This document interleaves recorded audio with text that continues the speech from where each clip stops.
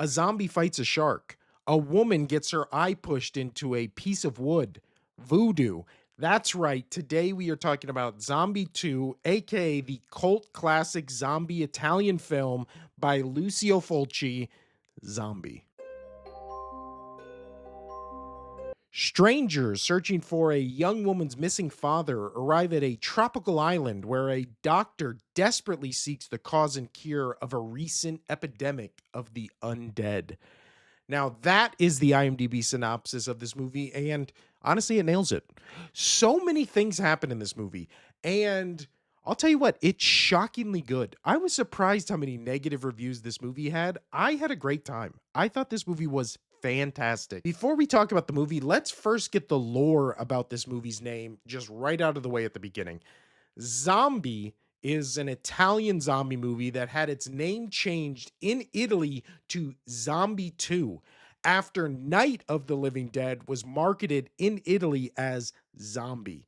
So the studio behind the director's back changed the name of the film to Zombie 2 as a way to make people think the movie is a sequel to the horror classic Night of the Living Dead. Of course, it isn't a sequel, and it was released to American audiences as Zombie. Now, the movie starts with a boat floating in the ocean by New York City. Two police officers board the ship, and wouldn't you know it, there is a fat zombie on board who eats one of the police officers, and then the other shoots him off the boat. Then hopefully you didn't want to see zombies in this movie because that is the last zombie we see in this movie for a while. In fact, it's the last of anything that happens for a real hot minute in this movie because then we get introduced to all our main players as well as what's going on at an island that is responsible for the boat zombie.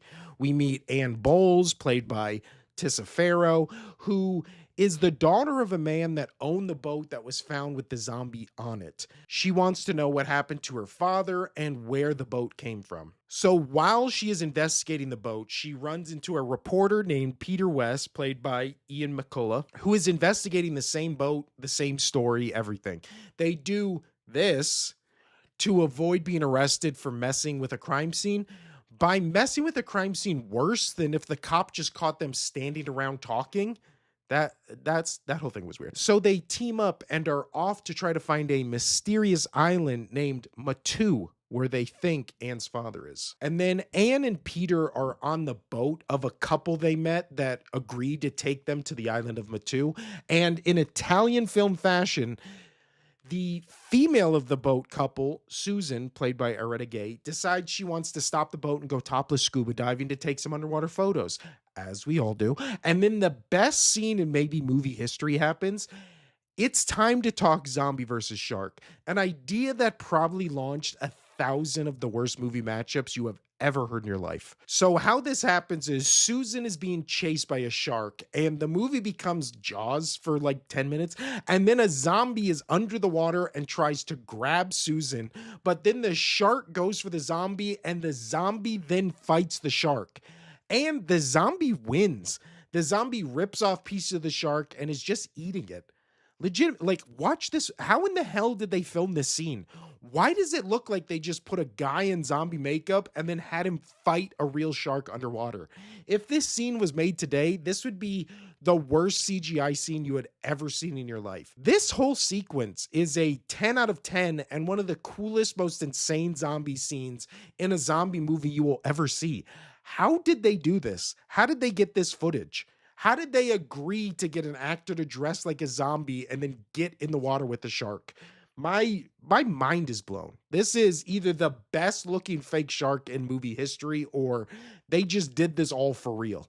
Then we get the doctor's wife, Mrs. Menard, played by Olga Karlatos, nailed it, who gets her eye slowly and graphically pushed into a piece of wood by a zombie in a deeply unsettling and gross scene. I mean, dear Lord, it's gross. And they really show you the piece of wood slowly going into the eye. It's an iconic scene for a reason. Man, it really holds up, and it is brutal. Now, back to the boat foursome, who finally get to the island of Matu and meet up with the doctor, who then tells them, hey, why don't you go to the house and hang out with my wife? But when they get there, as we have just seen her attacked by a zombie, now there's a bunch of zombies at the house who are all eating her, and it's a really freaky, crazy scene where these people just walk into a house and there's all of a sudden just a woman being eaten by 4 zombies. The craziness does not stop there, because after that scene, the last half hour of this movie is all the zombie madness the movie has been building to, and it is all legitimately fantastic. The highlights are when the zombie hand comes out of the ground and grabs Anne by the head and Peter by the leg, followed by the iconic zombie that graced the posters rising from the grave in front of Susan while Worms wiggles from his eyes. It looks great. And then everyone is at the shack where Dr. Menard was doing his research as everything is just set on fire. Brian, played by Al Cliver, shoots a now zombie Susan, and then the trio escapes on a boat as Brian slowly turns into a zombie, which I actually really love the reason why Peter decides they should not kill Brian. He explains to Anne that he will be the only reason why anyone believes what happened on the island between these two.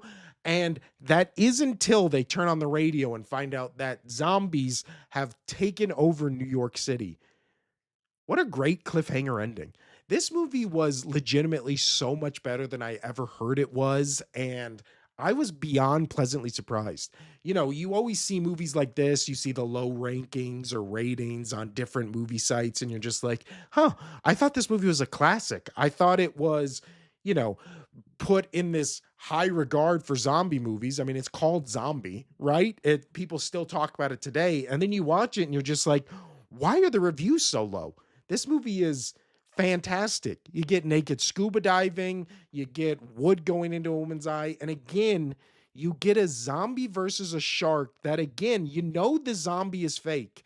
The shark never looks fake. This was 4 years after Jaws, and the shark in this movie, if it is fake, Steven Spielberg should have called up the director of this film and just been like, how did you do it?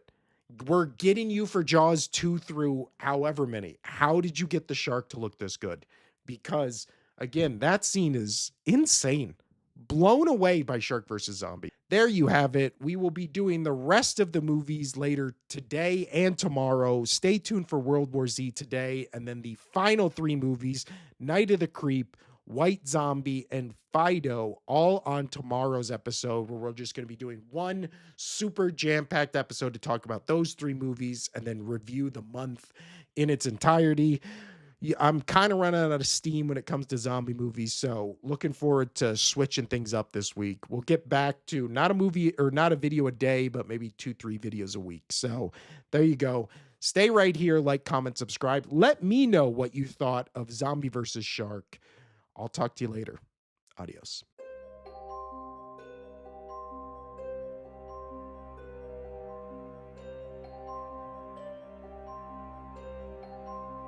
Demented, cruel, evil.